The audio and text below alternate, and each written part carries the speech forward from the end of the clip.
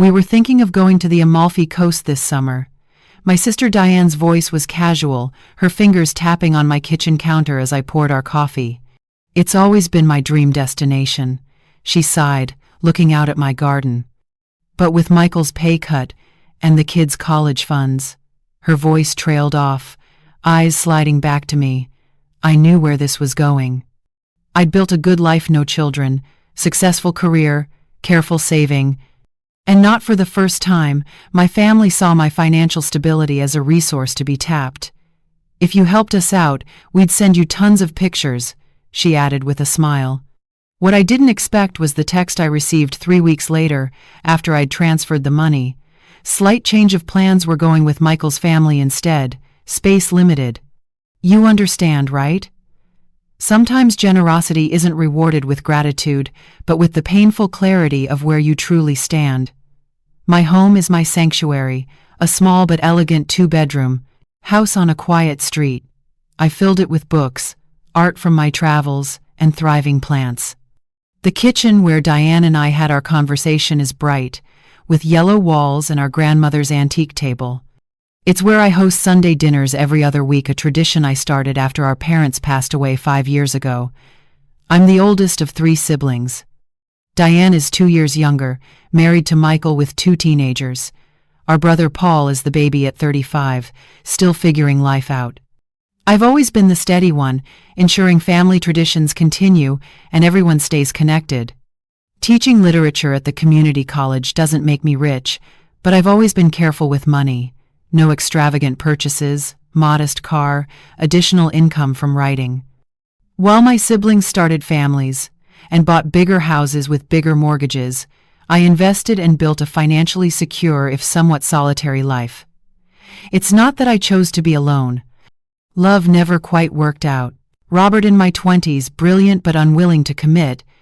James in my 30s, who wanted me to abandon my career to follow his.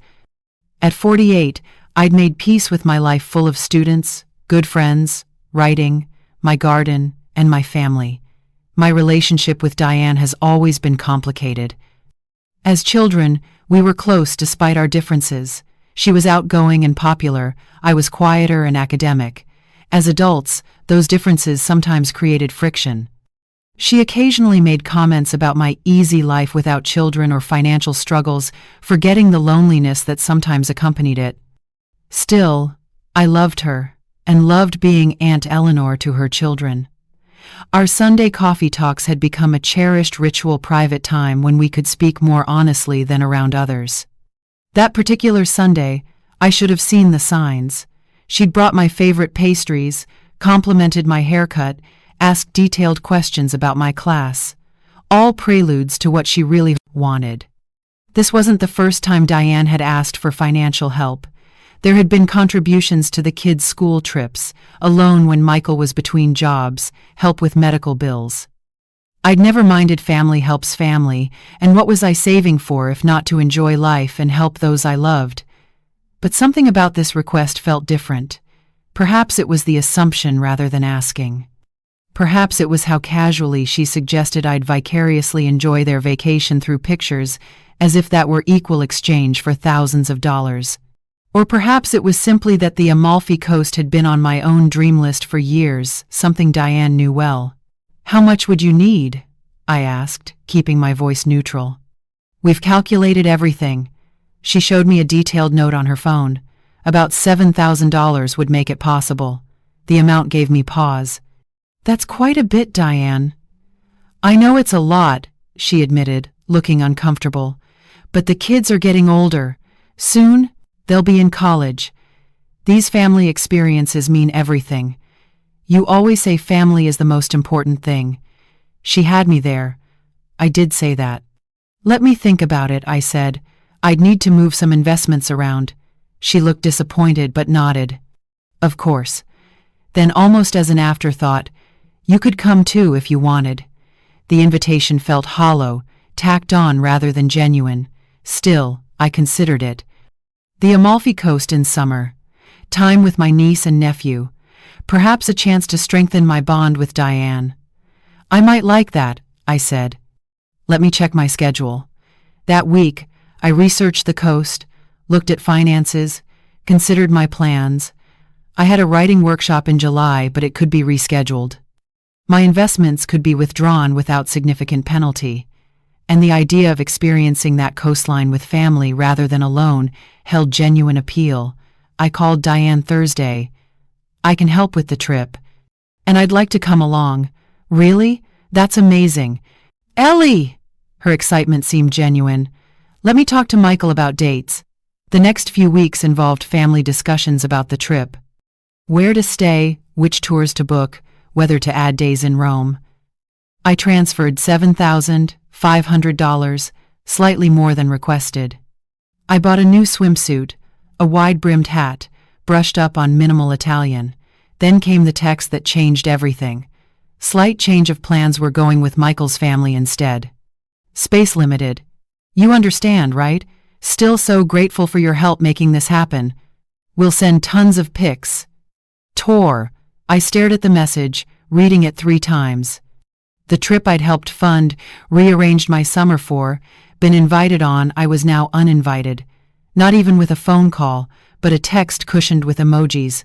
I didn't respond immediately. Demand my money back? Insist they include me? Neither felt right, yet simply accepting this treatment felt worse. When I finally called Diane the next day, her explanations tumbled out. Michael's parents had expressed interest. The villa could only accommodate 8 people. The kids wanted time with cousins.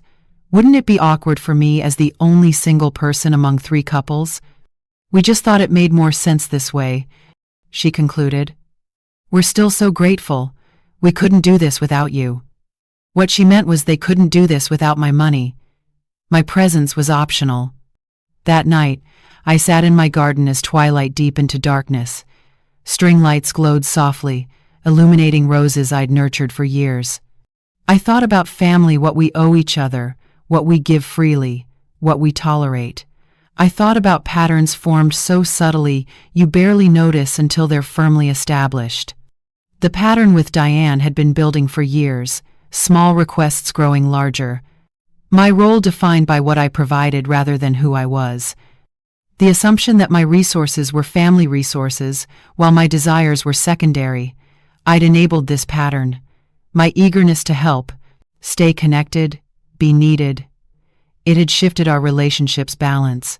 In trying to remain close, I'd allowed myself to become family benefactor rather than family member. The next morning I made a decision. I wrote Diane an email calmer than a phone call would be. "I've thought about the changed vacation plans," I wrote. "While I understand family dynamics are complicated, I'm hurt by how this was handled. The money was given with the understanding that I was included. Being uninvited via text after I'd made summer arrangements feels disrespectful." I continued, "I don't want my money back. Consider it a gift given with love despite circumstances. But this situation has made me reconsider our relationship. I need time to think about healthier boundaries going forward." I ended with, "I hope your family has a wonderful experience. I'm canceling Sunday's dinner. I think we need a few weeks apart. Love, Ellie." Pressing send was terrifying and liberating. For perhaps the first time, I had expressed hurt without minimizing it, set a boundary without apologizing. Diane's response came quickly, surprised, defensive, eventually contrite. She hadn't thought of it that way. She'd assumed I wouldn't mind. She was sorry if I felt excluded. If I felt excluded, not that I had been excluded. I didn't respond. The following weeks were quieter than usual. No Sunday dinners. Minimal contact with Diane. I focused on myself, the writing workshop, a literary festival, dinners with friends who'd sometimes taken backseat to family obligations. Paul called, confused by the change in family dynamics. "What's going on with you and Diane?" he asked. "She said you're upset about the vacation," I explained neutrally. Paul was quiet for a moment. "That was pretty crappy of her," he said finally. "But she doesn't always think about how things affect others." "That's the problem," I replied. "I've made it too easy for her not to think about how things affect me." July came, bringing photos from the Amalfi Coast. Blue water, colorful buildings on cliffs, my niece and nephew at historic sites, family dinners overlooking the Mediterranean. I responded politely but briefly. In August, Diane came to talk, sitting in my garden as cicadas hummed. "I've missed our Sundays," she said, accepting wine I offered. "I have too," I admitted. "But I needed the break." "I'm sorry about how everything happened," she said.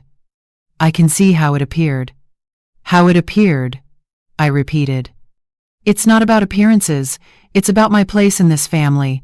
Would you have asked Paul to fund a vacation and then uninvited him?" She flushed. "That's different. Paul can barely support himself. So because I've been responsible with money, because I don't have children, my feelings matter less?" "Of course not. You've always been so generous. I just thought that I'd keep giving without needing anything in return." She looked down. "When you put it like that, it sounds terrible." "It feels terrible too," I said quietly. We talked for hours, uncovering years of assumptions. How my financial stability had become a family resource. How my time was considered more flexible because I didn't have children. How giving had become my primary way of staying connected to a family that often made me feel like an outsider. The shift in our relationship didn't happen overnight. Old patterns resist change, but slowly, things evolved. I still host Sunday dinners, but not every week, and others take turns. I'm still generous with the children, but with my time and presence, not just my checkbook. When I do provide financial help, it comes with clear expectations. As for the Amalfi Coast, I finally went this past spring, a solo trip planned around my interests. I stayed overlooking the water, took a cooking class, visited art galleries, read on sun-drenched terraces.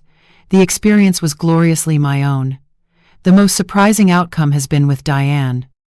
After initial discomfort, our relationship deepened. We're more honest now, more direct about expectations. She sees me more clearly, not just as her generous sister, but as a woman with her own life. And I see her not as someone trying to take advantage, but as someone who hadn't considered certain perspectives. Last month, she suggested a sisters-only weekend. "My treat," she insisted. "No strings. A small gesture, but meaningful acknowledgement that relationships need balance, that giving should flow both ways." The truth I've learned is that real family doesn't just take what you offer. They see you, value you, make space for all of who you are. Sometimes, the most loving thing you can do is stand firm in your worth, even when uncomfortable. Because proper love doesn't diminish who you are. It shouldn't cost your dignity or self-respect. And sometimes, the vacation you need most isn't to a beautiful coastline, but to a place where you finally recognize your own value.